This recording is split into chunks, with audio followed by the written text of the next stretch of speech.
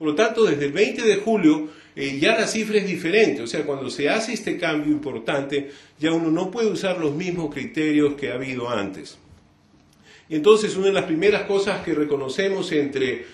la gripe aviar y la gripe actual, uno, que hay transmisión humana. En este caso no había transmisión humana, los dos causaban enfermedad del ser humano. Aquí había una forma severa y en este caso había una forma leve. Probablemente había algún tipo de inmunidad para esta área, no la había para este grupo. Los marcadores de patogenicidad estaban dados más en este virus y finalmente la mortalidad parecía ser baja y aquí parecía ser muy elevada, del orden de 50%. Entonces este es un punto crítico que comenzamos a mirar con mucha atención. El siguiente punto crítico fue tratar de mirar normas de prevención, y por eso es que se comienza a reconocer cuáles son la información que existe sobre la supervivencia del virus para poder generar mecanismos educativos. Y entonces por eso es que se comienza a mirar cuánto tiempo vive el virus en una superficie no porosa, dura, cuánto tiempo vive en telas, papeles y tejidos, y entonces se comienza a reconocer, digamos, una recuperación entre 8 y 12 horas, qué pasa cuando uno está en las manos, y finalmente cuánto tiempo es viable en las manos, y esto es bien importante para poder comenzar a hacer métodos de educación a la población basados en este hecho. Además, se establece una distancia menor de 2 metros como un mecanismo de transmisión, porque arriba de 2 metros la chance de contagio es extremadamente pequeña, y por eso es que sucede esta situación. Después viene una discusión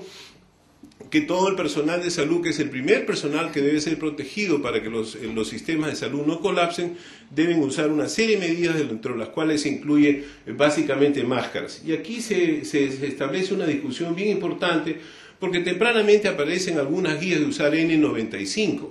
El costo de N95 es más o menos 6 soles por máscara, y es una máscara que dura muy poco. Sin embargo, hay estudios que aparecen que claramente la eficacia de las máscaras usadas de tipo quirúrgicas, muy simples, como las que uno puede guardar en el bolsillo sin romperse, es decir, unas máscaras muy baratas, muy fáciles de cargar, etcétera, tienen la misma eficacia, y esto acaba de ser publicado esta semana en el Clinical Infectious Disease, acerca de esta situación en la cual las máscaras de ese tipo no requieren ser N95. Y esto es un gran impacto económico y es un gran impacto de seguridad en el seno de la familia, porque eso permite reducir en 15 veces menos el costo de más de 2 millones o 3 millones de máscaras que se pueden estar usando en el Perú. La siguiente situación fue cerrar o no cerrar los colegios. Y entonces hubo una discusión, el comité de expertos que asesoró unánimemente decidió hacer el cierre temprano de los colegios. Incluso se decidió desde el 10 de julio cerrar los colegios. Lamentablemente la decisión demoró como 8 días y de todas maneras se hizo. Y la pregunta siempre es ¿cuándo y por cuánto tiempo? Existen muchas discusiones sobre esto, se estima en modelos matemáticos y en realidad todos concluyen de que esta es una medida interesante siempre y cuando se haga de manera temprana y siempre y cuando no sea muy prolongada. Y la idea detrás de esto es cuando uno busca el control de una enfermedad, como ustedes han visto, hay 3 factores para controlar una epidemia. Es decir, cuando uno mira el RO de una epidemia, uno es digamos, la tasa de contactos, y eso a la hora de hacer esta separación social, digamos, reduce eso. Y en segundo lugar, uno lo que busca es tratar de reducir la eficiencia de la transmisión, y para eso uno usa una máscara. Y finalmente la duración de la infecciosidad, y para eso uno se trata. Entonces esas 3 condiciones permiten reducir esta situación, y entonces se creía que los colegios eran un elemento importante, porque los niños, aunque no hacen enfermedad grave, y ustedes han visto que era un gran número, ellos transmiten en el seno de la casa, y por eso es que se recomendó cerrar. Por supuesto, hay personas, y recientemente justo en el Lancet Infectious Disease hay todo un review, una revisión de esta situación en mérito de poner en el balance, porque la mayoría de esta experiencia es una experiencia no randomizada, es una experiencia que se hace en el camino y que uno muchas veces no sabe si hubo un impacto, pero la mayoría de autores reconoce que la medida es adecuada, reduce la epidemia, especialmente en las fases tempranas. Por supuesto que en el Perú es difícil decir, vamos a cerrar colegios en provincias donde todavía no ha llegado el virus. Y eso era una de las discrepancias dentro del comité, porque se decía que era mejor hacer medidas regionales y no medidas nacionales, ya que había muchas provincias que no tenían el virus todavía y entonces no tenía ningún sentido cerrar cuando todavía no había llegado la condición. La siguiente pregunta fue establecer tratamientos y para eso se revisó toda la información existente donde claramente se demostraba que el uso de drogas como el oseltamivir reducía claramente las complicaciones en todos los estudios que hay y esto circuló rápidamente, se reducían las hospitalizaciones y tempranamente las personas retornaban a su trabajo. Además de eso, la excreción viral se reducía. O sea, habían 4 razones por las cuales teníamos que usar frente a una cepa y en ese sentido era una ventaja que esta epidemia tuviera un virus sensible y por eso es que se promovió eso. Sin embargo, nuevamente hubo un control, tempranamente se pretendía que